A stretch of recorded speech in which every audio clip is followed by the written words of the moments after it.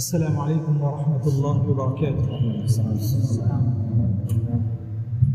الحمد للہ رب العالمین والصلاة والسلام على رسوله النبی الامین وعلى آلہ وصحبہ اجمعین ومن تبعهم بإحسان إلى يوم الدین، اما بعد فاعوذ باللہ السمیع العلیم من الشیطان الرجیم من همزه ونفخه ونفثه بسم اللہ الرحمن الرحیم فاذکرونی اذکرکم واشکروا لی ولا تکفرون۔ قابل احترام معزز شرکاء اجلاس، رب العالمین کا بے انتہا شکر و احسان ہے کہ اس رب ذوالجلال نے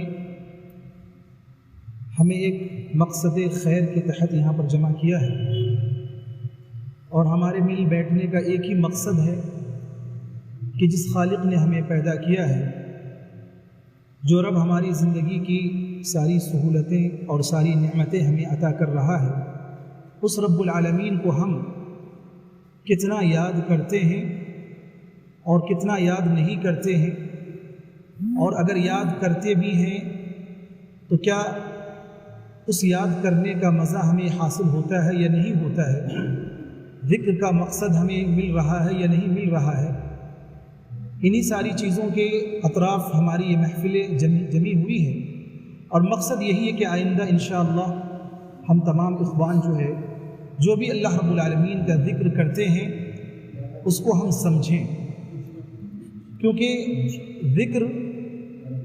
ذکر الہی مقصود اس کا یہی ہے کہ جب ہم اللہ رب العالمین کی تعریف بیان کریں، اللہ رب العالمین کی بڑائی اور کبریائی کا اظہار کریں، اور اس کے لیے جو بھی لفظ استعمال کریں ہم اس کو سمجھیں، کیونکہ قرآن مجید میں اللہ تبارک و تعالیٰ نے سورہ نساء میں، گرچہ کہ اس آیت کریمہ کا تعلق شراب کی حرمت کے حوالے سے ہے، لیکن اس میں ایک ٹکڑا اللہ رب العالمین نے بیان کیا ہے، وہ ہمارے اس عنوان سے متعلق ہے۔ اللہ تبارک و تعالیٰ نے فرمایا یا ایھا الذین آمنوا لا تقربوا الصلاة وانتم سکارى۔ بہت آسان ہے، دیکھیے یا ایھا الذین آمنوا قرآن مجید میں یعنی بارہا یہ لفظ استعمال ہوا ہے، اور اس کا معنی ہم میں سے ہر انسان جانتا ہے کہ یا ایھا الذین آمنوا، اے وہ لوگوں جو ایمان لائے ہو، لا تقربوا الصلاة، صلاح معروف ہے، لا کے معنی نہیں، تم نماز کے قریب نہ جاؤ، کب؟ وانتم سکارى، جب تم نشے کی حالت میں۔ آگے اللہ رب العالمین نے جو بات بتائی ہے وہ اصل مقصود ہے ہمارے لیے۔ اللہ نے کہا کہ جب آپ نشے کی حالت میں ہیں تو آپ اپنے الفاظ سے کیا ادا کر رہے ہیں آپ کو معلوم نہیں ہو سکتا ہے کہ آپ جو ہیں اچھے الفاظ ادا کرنے جا رہے ہیں لیکن وہ اچھے الفاظ نہ ہوں۔ کیوں؟ اس لیے کہ آپ نشے کی حالت میں، انسان جو ہے جب نشے کی حالت میں ہوتا ہے وہ اس میں مست ہوتا ہے، اسے معلوم نہیں ہوتا ہے کہ وہ کیا کہہ رہا ہے، کیا کر رہا ہوتا ہے، یعنی وہ ایک مرفوع القلم کی طرح ہے، یعنی ایک مجنون کی طرح، دیوانے کی طرح ہے۔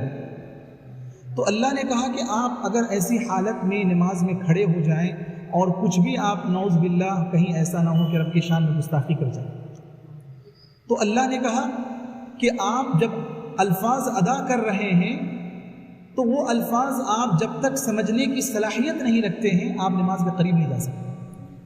وَأَنْتُمْ سُكَارَى حَتَّى تَعْلَمُوا مَا تَقُولُونَ، حَتَّى تَعْلَمُوا مَا تَقُولُونَ، تعلموا علم سے ہے، یعنی جب تک آپ یہ نہ جان لیں کہ آپ کیا کہہ رہے ہیں۔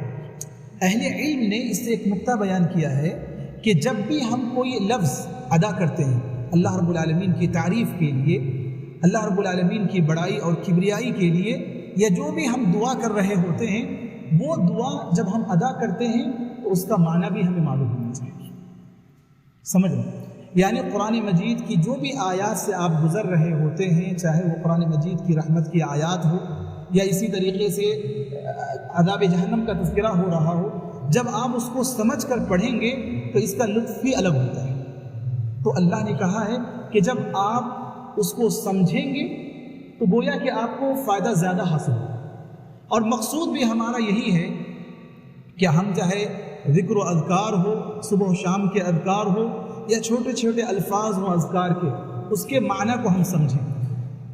مثلا اگر ہم اللہ اکبر کہتے ہیں تو آج آپ دیکھیں اتنا یعنی غلط تأثر غیر مسلمین میں پہنچا ہوا ہے کہ جب ہم اللہ اکبر کہتے ہیں، جب ہم یہ اذان دیتے ہیں تو مسلمانوں میں سے بھی بہت سارے مسلمانوں کو نہیں معلوم کہ اس اللہ اکبر کا معنی کیا ہے اور اس اللہ اکبر کا پیغام کیا ہے، اور غیر مسلمین تو نعوذ باللہ اس سے نابلد ہے۔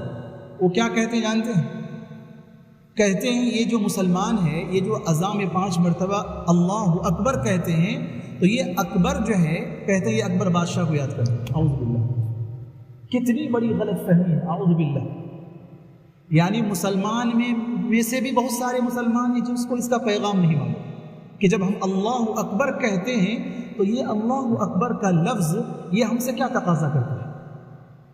غیر مسلمین کیا تصور رکھے ہوئے ہیں کہ یہ اللہ اکبر جو کہتے ہیں مسلمان اذان کے اندر، یہ اکبر کو یاد کرتے ہیں، اکبر کی اولاد اسی لیے ہم لوگوں کو کہتے ہیں نعوذ باللہ۔ تو اصلاح کی ضرورت ان کی بھی ہے اور ہم مسلمانوں کے اندر بھی اصلاح کی ضرورت ہے۔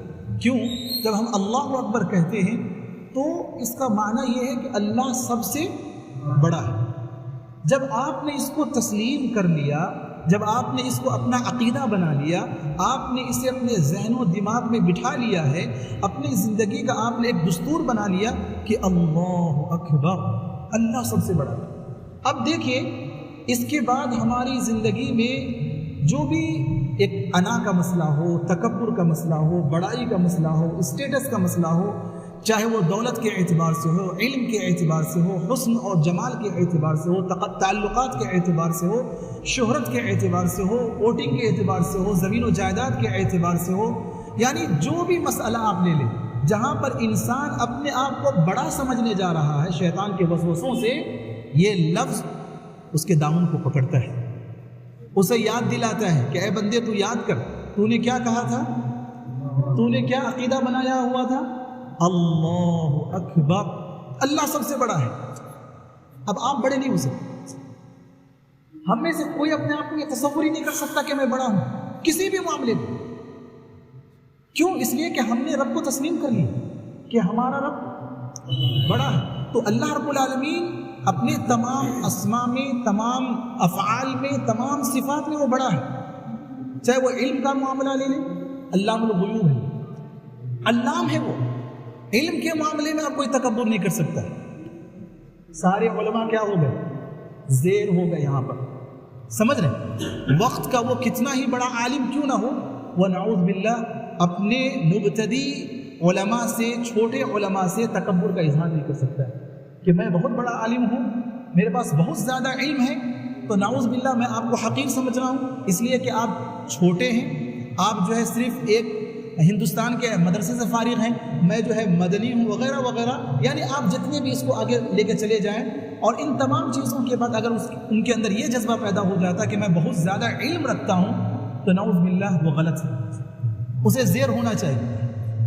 اور اگر نہیں ہو رہا ہے تو حقیقی معنوں میں ہم تو یہی سمجھیں گے کہ اس نے اللہ اکبر کے پیغام کو نہیں سمجھا۔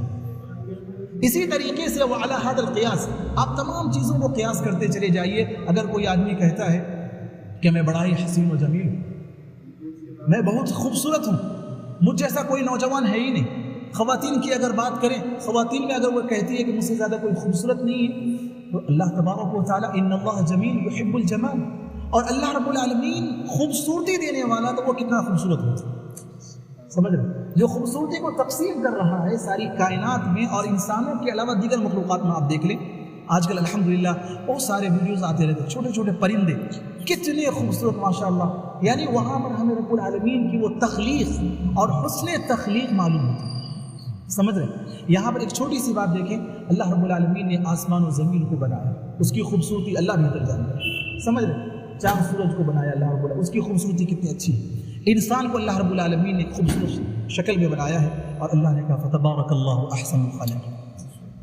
انسان کی تخلیق اللہ رب العالمین بیان کرتے ہوئے جب اس کی تخلیق سے فارغ ہوا تو کہا فتبارک اللہ احسن الخالقین، یعنی انسان کو اللہ نے بہترین طریقے سے پیدا کیا ہے، سمجھ رہے؟ تو یعنی اور بھی آپ آگے چلے جائیے ساری چیزوں میں، دولت کی بات ہو، شہرت کی بات ہو، یعنی تمام چیزوں میں تو انسان جب اللہ اکبر سمجھ کر کہتا ہے، اس کے پیغام کو سمجھے گا تو انشاءاللہ اس کے اندر تکبر نہیں آ سکتا۔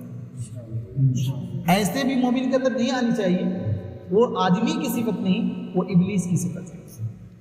آدمیت کے اندر تکبر نہیں ہو سکتا۔ ابلیس نے کہا تھا انا خیر من، میں اس سے بہتر ہوں، کس سے؟ آدم سے۔ تو یہ تکبر کا جملہ تھا۔ تو آدم کی اولاد تکبر نہیں کر سکتی، سمجھ رہے ہیں؟ اسی طریقے سے آپ سبحان اللہ کہتے ہیں، سبحان اللہ، یہ بھی ایک خطبہ ہو سکتا ہے اس کے اوپر کہ ہم سبحان اللہ کہتے ہیں جب اللہ رب العالمین کے لیے سبحان اللہ و بحمدہ کہتے ہیں، سبحان اللہ و بحمدہ، سبحان اللہ العظیم کہتے ہیں، تو یہ کیا معنی رکھتا ہے؟ مختصر طور پہ جب ہم سبحان اللہ کہتے ہیں یعنی ای انزہ، ای اقدس، میں اللہ رب العالمین کو پاک کرتا ہوں، میں پاک سمجھتا ہوں اللہ رب العالمین کو، میں منزہ سمجھتا ہوں اللہ رب العالمین کو، کس سے؟ تمام عیوب سے، تمام نقائص سے، تمام نقص سے، اور اس کے علاوہ یعنی جتنے بھی معبودان باطلہ ہیں ان تمام کی عبادت سے میں اللہ رب العالمین کو پاک سمجھتا ہوں، اللہ کو اولاد سے پاک سمجھتا ہوں، اللہ رب العالمین کو ضرورت سے پاک سمجھتا ہوں، لا تأخذہ سنۃ ولا نوم، اللہ رب العالمین کو ان تمام انسانی کمزوریوں سے پاک سمجھتا ہوں۔ یعنی سبحان اللہ کہتے ہوئے اہل علم کہتے ہیں کہ اس کا استحضار ہونا چاہیے، ذہن میں وہ باتیں آنی چاہیے کہ اگر میں کہتا ہوں سبحان اللہ تو گویا کہ میں اپنے رب کے تعلق سے ان تمام چیزوں کا انکار کر رہا ہوں کہ میرے رب کے لیے اولاد ثابت کرنا یہ غلط ہے، سمجھ رہے ہیں؟ میرے رب کے لیے شریک کو ثابت کرنا یہ غلط ہے، سمجھ رہے ہیں؟ میرے رب کے لیے کسی کو پارٹنر بنا لینا یہ شرک کا معاملہ ہے، سمجھ رہے ہیں؟ تو یہ ساری چیزیں جب آپ سمجھیں گے انشاءاللہ تو ایک لفظ ادا کرتے ہوئے آپ کو اتنی خوشی حاصل ہوگی کہ سبحان اللہ میرا رب، یعنی دنیا میں میرے رب سے زیادہ مجھے کوئی مطلب میں چاہوں گا ہی نہیں کسی کو، سمجھ رہے ہیں؟ اتنا پیار مجھے کسی دوسرے کو دینا ہی نہیں، اور یہی ایمان کا تقاضا ہے میرے معزز صاحب، میرے اخوان، میرے بھائی، واللہ یعنی اگر آپ اس چیز کو سمجھ جائیں گے کہ رب کے لیے محبت، اللہ نے کہا والذین آمنوا اشد حبا للہ، اہل ایمان سب سے زیادہ محبت میں سخت ہوتے ہیں اللہ کے لیے، اس سے بڑی کسی کی محبت نہیں، اس محبت سے اعلیٰ عرفہ آگے کسی کی محبت ہو ہی نہیں سکتی۔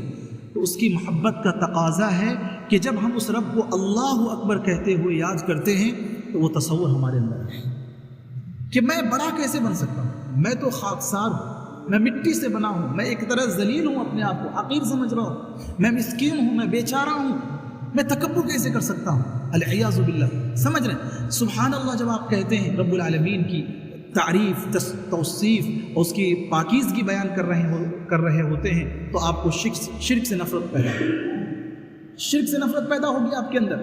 جب شرک سے نفرت پیدا ہوگی تو آپ کے اندر دعوت و تبلیغ کا جذبہ آئے گا، آپ کے اندر دعوت و تبلیغ کا جذبہ آئے گا کہ آپ دیکھیں گے یہ مسلمان قبروں کے سامنے سجدہ کر رہے ہیں، آپ جو ہے نا بے چین ہو جائیں گے، آپ پریشان ہو جائیں گے، آپ سو نہیں سکتے کہ لوگ میرے رب کی ذات میں غیروں کو شریک کر رہے ہیں، جس رب سے میں دنیا میں سب سے زیادہ محبت کرتا ہوں لوگ اسے گالی دے رہے ہیں، لوگ اس کے لیے اولاد ثابت کر رہے ہیں۔ میں کیسے سوؤں؟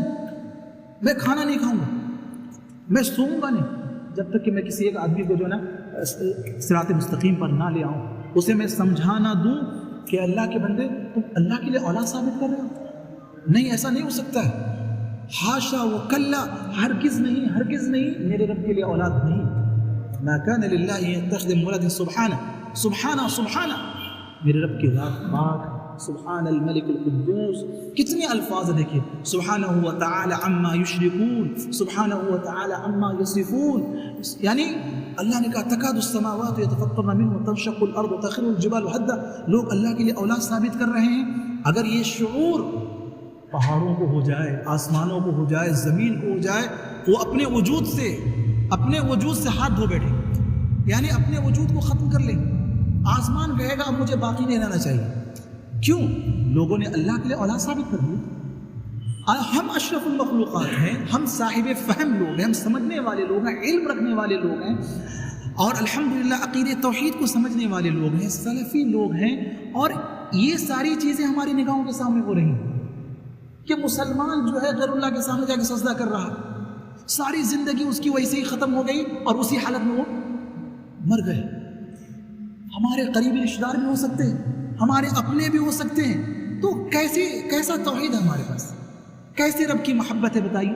ہم نے رب کو کیسے سمجھا ہوا, کیسے ہم رب کو سمجھے ہوئے کہ نعوذ باللہ ایک آدمی اللہ کے لیے اولاد ثابت کر رہا ہے اور ہم کہتے ہیں کہ ہم اپنے رب سے بہت محبت کرتے ہیں. یہ محبت کا تقاضا نہیں. محبت کا تقاضا یہ ہے کہ ہم اپنے رب کو سمجھیں اور سمجھنے کے بعد جو ہے اللہ رب العالمین کی ذات کے لیے اگر کوئی اولاد ثابت کرتا ہے اس کو ہم سمجھائیں, دعوت و تبلیغ کا کام کریں. ہماری زندگی کا ایک ہی مقصد ہے میرے اخوان, کنتم خیر امہ. اللہ نے کہا آپ بہترین ہو. اللہ ہم کو کہتا ہے آپ بہترین ہو, ہم کہتے ہیں بہترین نہیں. اللہ نے کہا شرط کے ساتھ آپ بہترین ہیں. بنی اسرائیل بہترین نہیں ہو سکتے, اللہ نے کہا. سمجھ رہے ہیں, سابقہ قومیں بہترین نہیں ہیں, آپ بہترین ہو. کیوں؟ اخرجت للناس, آپ انسانیت کے لیے نکالے گئے ہو. یعنی ہم جو ہے اپنی زندگی جی لیں, یہ تو جانوروں کی زندگی, جانوروں کی زندگی جو اپنے لیے جیتے ہیں.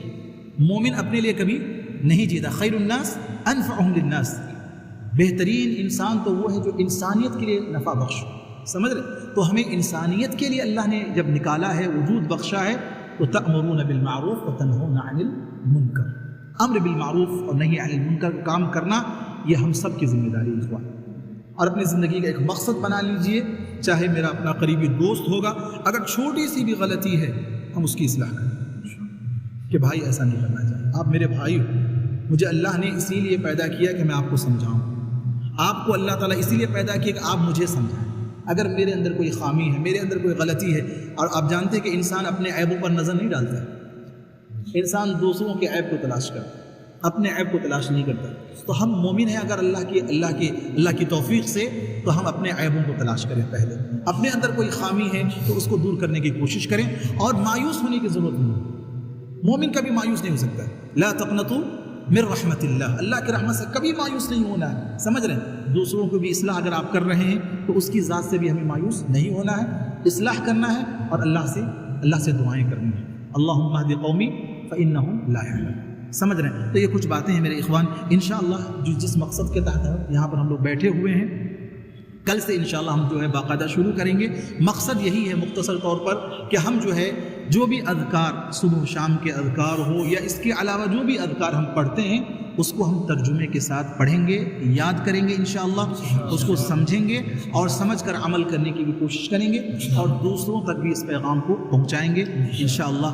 وما علینا الا البلاغ. سبحانک اللہم وبحمدک, اشہد ان لا الہ الا انت, استغفرک واتوب الیک. اللہ رب العالمین ہماری اس بیٹھنے کو قبول فرمائے. اللہ رب العالمین جس مقصد کے تحت ہمیں یہاں پر جمع کیا ہے, اللہ اس میں ہمیں استقامت عطا فرمائے. اللہ رب العالمین ہمارے اندر جو ہے استقامت پیدا فرمائے. جس کام کو ہم نے شروع کیا ہے اللہ اس کو پائے تکمیل تک پہنچا, اس کو ریاکاری سے بچا. اللہ ہمارے اعمال کے اندر خلوص اور اخلاص للہیت پیدا فرما. اللہ جو بھی شر ہمارے راستے میں آ سکتے ہیں اللہ تو اپنے رحمت سے اس کو دور کر دے. آمین یا رب العالمین. السلام علیکم ورحمۃ اللہ وبرکاتہ.